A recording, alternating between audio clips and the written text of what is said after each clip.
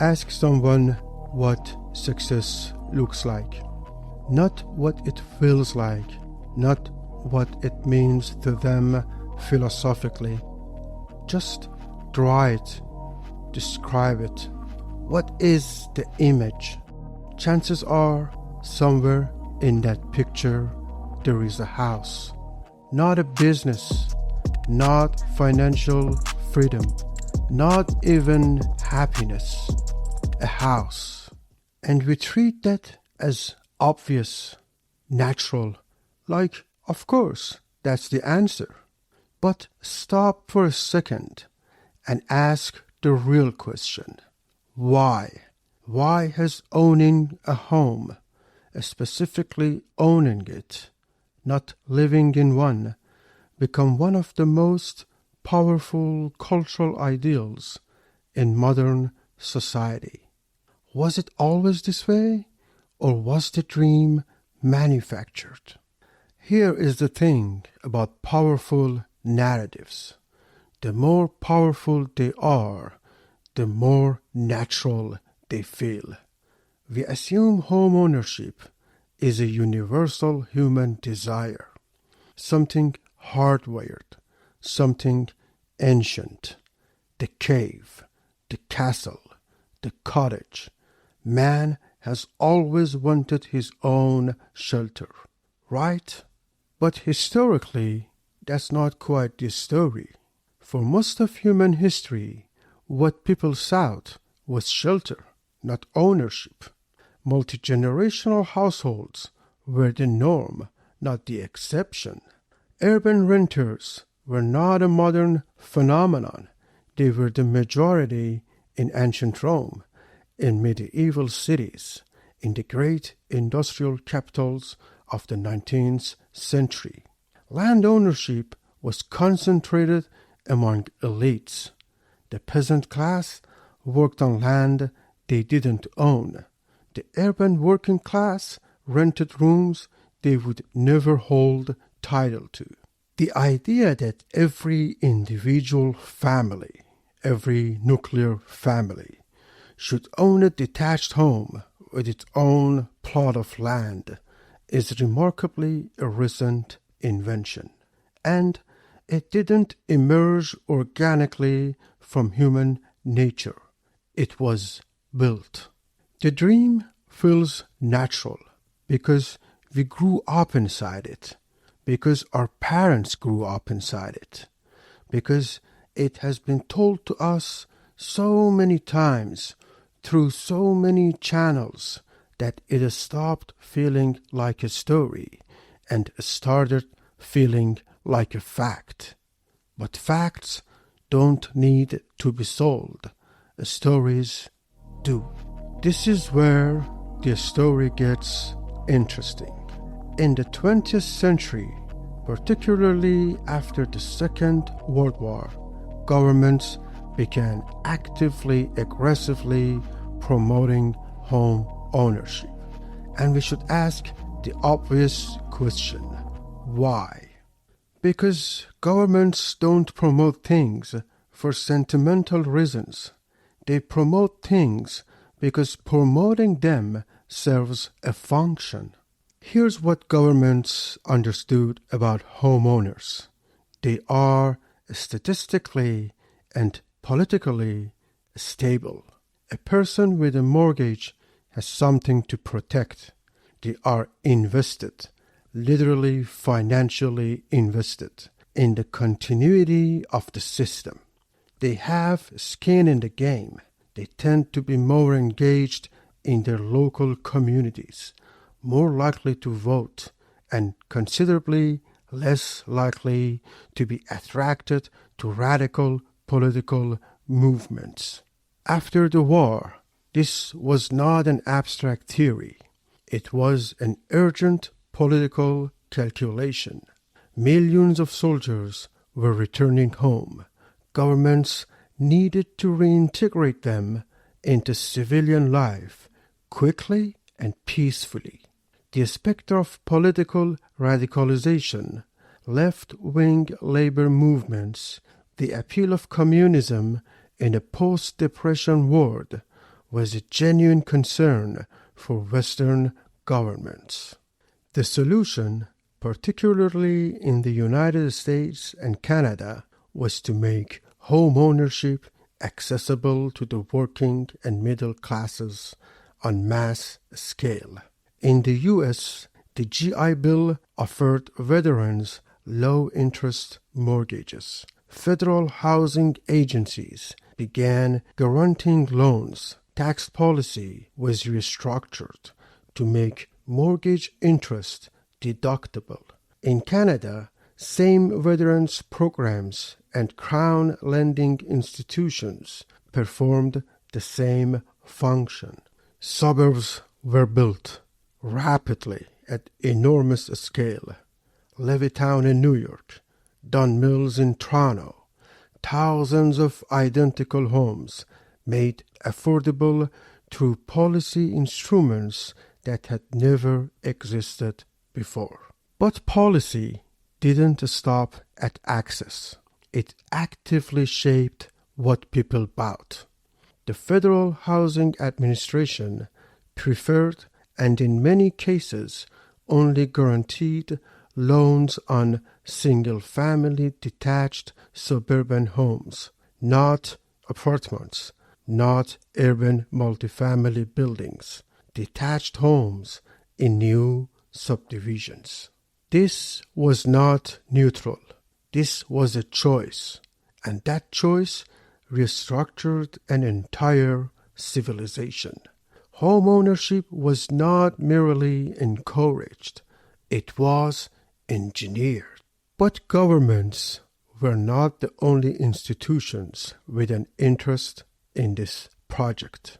Banks discovered something remarkable about the mortgage. A 25-year mortgage, or 30 in the United States, is one of the most profitable and secure financial instruments ever invented. Think about what it actually is.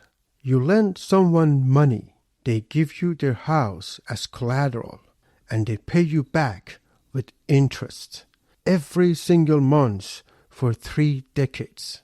If they miss payments, you get the house. For a bank, that is close to a perfect product, and the interest compounds beautifully.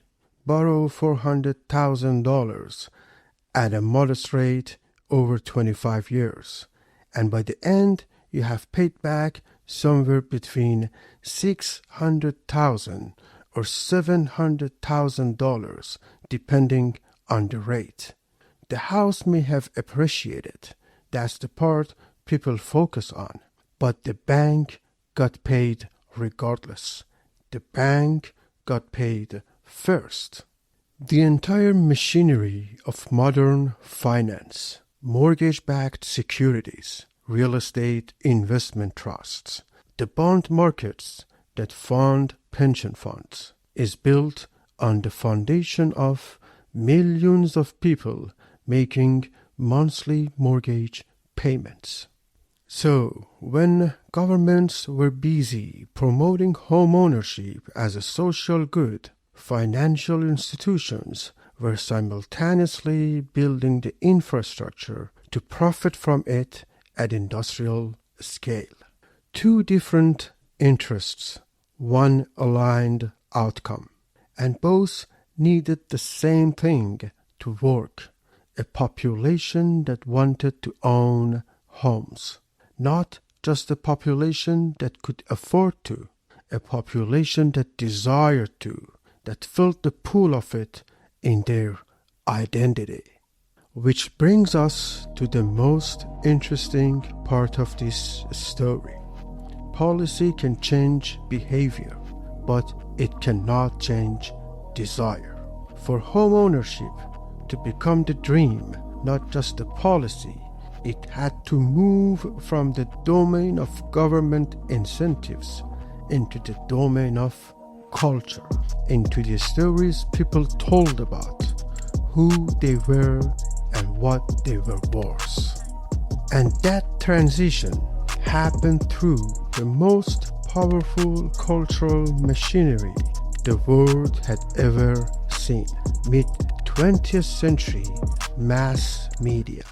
Television entered the American and Canadian home in the late 40s and early 50s, right at the moment the suburbs were being built. And what did the TV show? It showed the house with the yard, the car in the driveway, the family at the dinner table in a room they owned. Sitcoms were set in suburban homes. Advertisements sold appliances, and appliances required homes to put them in. Every refrigerator ad, every washing machine ad, every lawn mower ad was simultaneously an argument. The good life looks like this, and this requires ownership. The messages embedded themselves at a level below conscious reasoning. Good parents buy homes. Successful adults buy homes. Responsible citizens buy homes. Renting was implicitly coded as transitional, something you did on your way to the real thing, an in-between state. Acceptable for students, for the very young, for the temporarily displaced, but not a permanent choice, not a life. This is what critical discourse analysis reveals when you look at this period, the deliberate and cumulative construction of a hegemonic narrative, a story told so consistently through so many channels, government, advertising, film, television, journalism, that it ceased to function as a story at all. It became common sense, and common sense, by definition, doesn't need to be argued for. It just is. The house stopped being a building. It became a symbol of having arrived, of maturity, of membership in a society that mattered. People were no longer purchasing shelter. They were purchasing identity. And once homeownership became fused with identity, something predictable happened. Questioning it became socially dangerous. Renting was no longer simply a housing choice, a perfectly rational, often financially sensible decision about where to live. It became freighted, associated with instability, with failure, with not having quite figured it out yet. The renter was the person who hadn't made it. And you can see this playing out in language, which is always where ideology reveals itself most clearly. We say people own a home even when the bank holds the mortgage for 90% of its value. We say someone has nothing to show for it when they have rented for 20 years, as if 20 years of stable housing without the risks and costs of ownership is somehow a failure of accounting. We talk about throwing money away on rent, while almost never applying the same logic to the interest payments, property taxes, maintenance costs, and the strata fees that ownership carries. The ideology filters what we see and what we don't. In big cities, with the biggest real estate bubble, this narrative has real material consequences. Young people stretch themselves into financial positions that keep them fragile for decades. Families make enormous sacrifices, not because the math works, but because not owning feels like falling behind, like moral failure. The dream, in other words, does not just shape aspiration, it shapes anxiety. And anxiety is an extraordinarily effective sales mechanism. So here's where we land. Homeownership is many things. It can be a genuine wealth-building tool. It can provide real stability. It can be a meaningful investment depending on your market, your timing, and your financial situation. This video is not telling you not to buy a home.